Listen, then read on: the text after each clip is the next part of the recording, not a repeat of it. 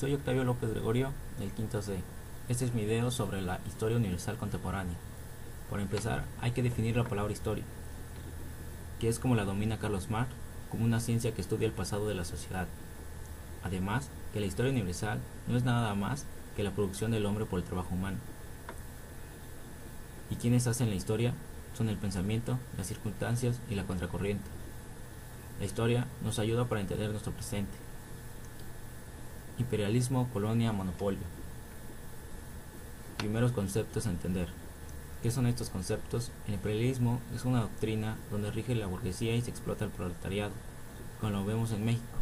Se caracteriza por tener un gobierno dominante e ideas expansionistas para colonizar otras regiones, como sucedió en el nuevo continente. Los imperios más poderosos del siglo XIX a principios del siglo XX eran Alemania, Italia, Francia y Austria-Hungría, Rusia e Inglaterra. Estos imperios tenían algo en común: ideas expansionistas. Crearon un comercio monopólico, querían ser la máquina perfecta. ¿Qué quiere decir esto? Que querían ser los únicos o único en comercializar con otros países. Para esto también se presenta la Revolución Industrial, una de las etapas más importantes del hombre, que se desarrolla en Inglaterra. Esto llega a cambiar al hombre por la maquinaria. Esto le da paso a las potencias al querer convertirse en las fábricas monopólicas. La colonización de otras regiones es una de las primeras causas de la Primera Guerra Mundial. Primera Guerra Mundial. Anteriormente ya había sucedido otros conflictos entre las potencias, donde se esperaba un pretexto para el estallido de la Primera Guerra de Guerras. La Primera Guerra se sitúa entre los años de 1914 a 1917.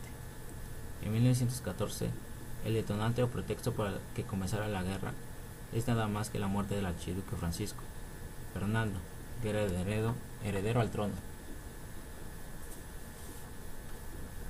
quien es asesinado por un perteneciente al grupo de la Mano Negra, que tenía una idea nacionalista, querían ser únicos e independientes.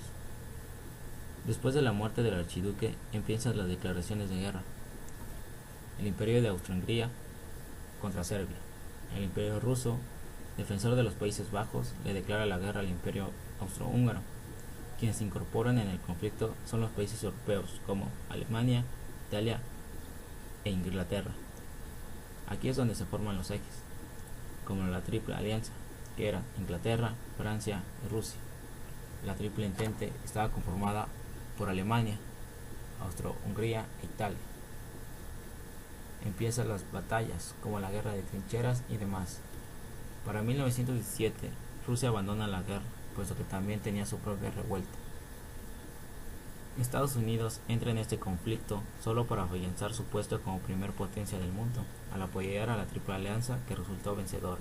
Los apoyó de manera económica y militar. En 1917 se da como culminada la Primera Guerra Mundial y el presidente de los Estados Unidos propone el Tratado de Paz, que es firmado en Francia, Versalles. Es ahí donde adopta el nombre del Tratado de Versalles. Este tratado consistía en que los países derrotados pagaron multas enormes y cedieran sus colonias. Por ejemplo, a Alemania se les quitaron sus colonias como Polonia y se les pidió que disminuyera su ejército. El mapa de Europa cambió mucho por la desaparición de los imperios y se agregaron otros países como Checoslovaquia y Yugoslavia, además de la desaparición de los imperios otomano y austrohúngaro. Este tratado iba a provocar otra cosa nada más que la siguiente guerra mundial. Durante la Primera Guerra Mundial se suscitó otro acontecimiento histórico importante: la Revolución Rusa, encabezada por Lenin y sus compañeros Trotsky y Stalin. Lenin fue un hombre que estudió a Carlos Marx, es decir, a sus doctrinas, como lo fue el socialismo y el comunismo, expuestas en el Manifiesto Comunista.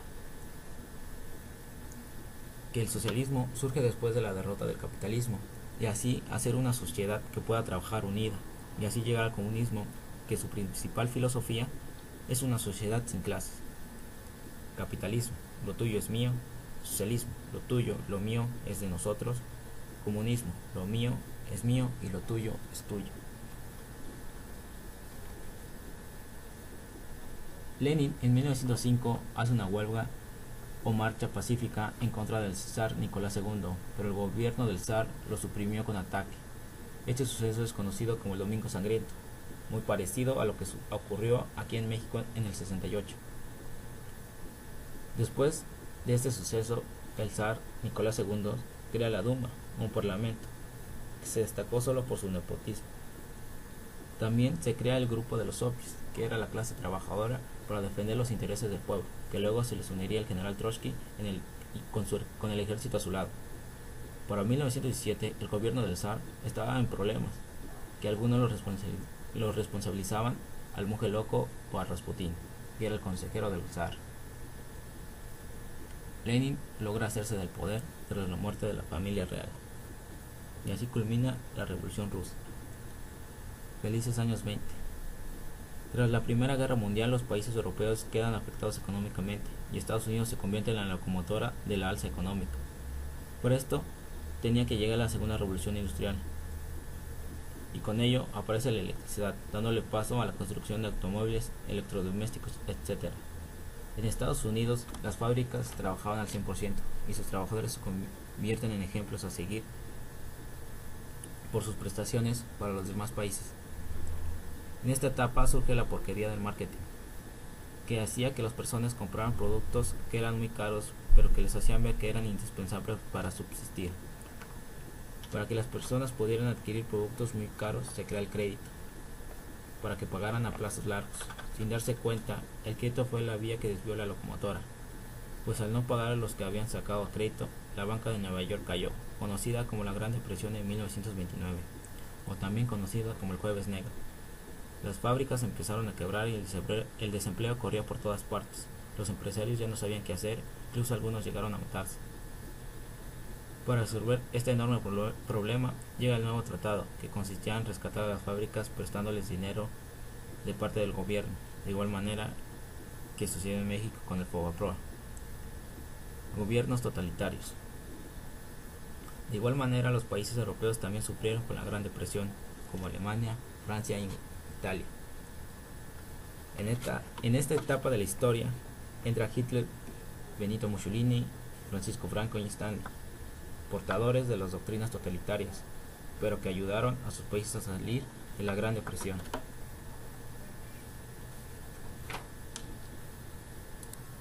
Aparecen estas doctrinas totalitarias como el fascismo por parte de Benito Mussolini en Italia, el falangismo por Francisco Franco en España y el nazismo por parte de Hitler en Alemania. La doctrina es una ideología que la va a hacer suya un dogma.